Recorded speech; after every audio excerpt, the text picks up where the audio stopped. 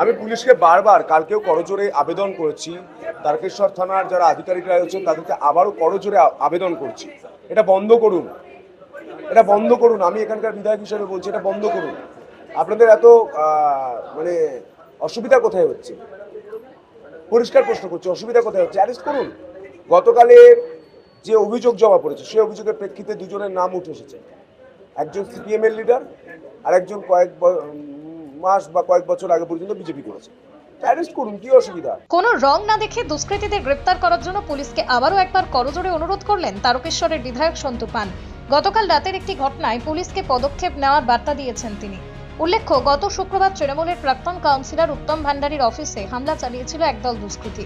ভেঙে তছনছ করা হয়েছিল অফিস, মারধর করা হয়েছিল বলেও অভিযোগ। শুধু তাই নয়, তোলা চাওয়া হয়েছিল বলেও অভিযোগ ওঠে। সেই ঘটনার খবর পেয়ে গতকাল ঘটনাস্থলে হাজির হয়ে পুলিশকে কড়া পদক্ষেপের বার্তা দিয়েছিলেন বিধায়ক সন্তু পান।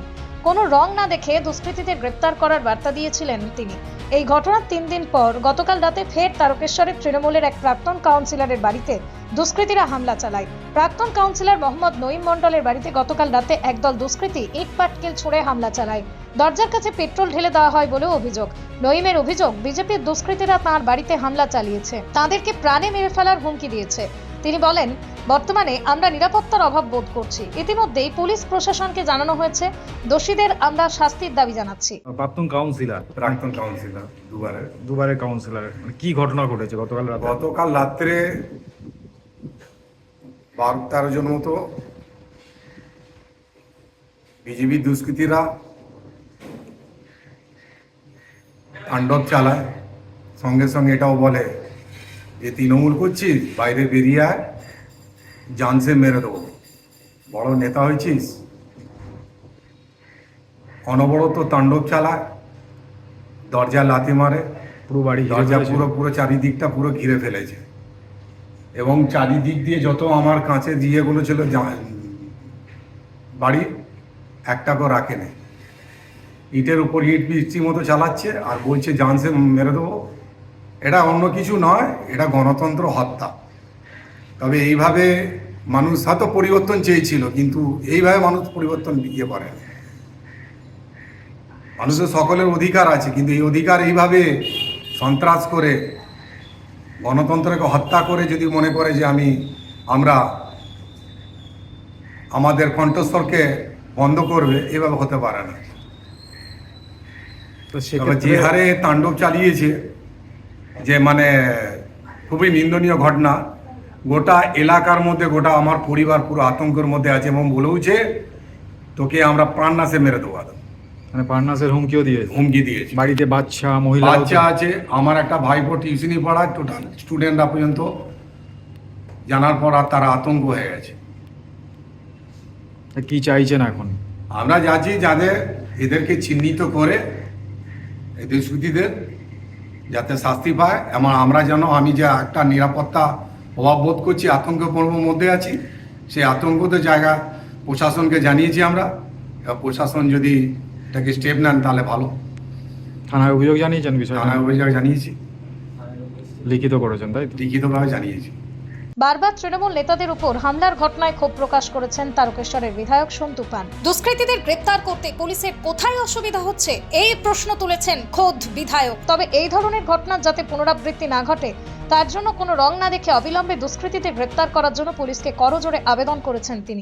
আমি পুলিশকে বারবার কালকেও করজোরে আবেদন করেছি, তারকেশ্বর থানার যারা আধিকারিকরা রয়েছেন তাদেরকে আবারও করজোরে আবেদন করছি, এটা বন্ধ করুন, এটা বন্ধ করুন। আমি এখানকার বিধায়ক হিসেবে বলছি, এটা বন্ধ করুন। আপনাদের এত অসুবিধা কোথায় হচ্ছে? পরিষ্কার প্রশ্ন করছি, অসুবিধা কোথায় হচ্ছে? অ্যারেস্ট করুন। গতকালের যে অভিযোগ জমা পড়েছে সেই অভিযোগের প্রেক্ষিতে দুজনের নাম উঠে এসেছে, একজন সিপিএম এর লিডার আর একজন কয়েক মাস বা কয়েক বছর আগে পর্যন্ত বিজেপি করেছে। অ্যারেস্ট করুন, কি অসুবিধা? এই যে হামলাগুলো হচ্ছে, অ্যারেস্ট করছেন না কেন? এক ধার থেকে অ্যারেস্ট করুন। এটা আমার বক্তব্য নয়, এটা রাজ্যের মুখ্যমন্ত্রী, পুলিশ মন্ত্রী শুভেন্দু অধিকারী মহাশয় এবং আমরা যে রাজনৈতিক দল করি সেই রাজনৈতিক দল বিজেপির রাজ্য সভাপতি শ্রমিক ভট্টাচার্যের বক্তব্য। তোলাবাজি, গুন্ডাগিরি করবে তাদের ঠিকানা ঘর নয়, শ্রীঘরে। ইমিডিয়েটলি গ্রেপ্তার করুন। আমি বলবো দয়া করে করুন, দয়া করে প্লিজ করুন। হ্যাঁ, আমি তো বুঝতে পারছি না, আমি বুঝতে পারছি না যে গোটা রাজ্যে রামরাজত্ব প্রতিষ্ঠা হয়েছে, তারকেশ্বরে দেবাদিদেব মহাদেব বাবা তারকেশ্বর আছেন, পুলিশের কোথায় আটকাচ্ছে?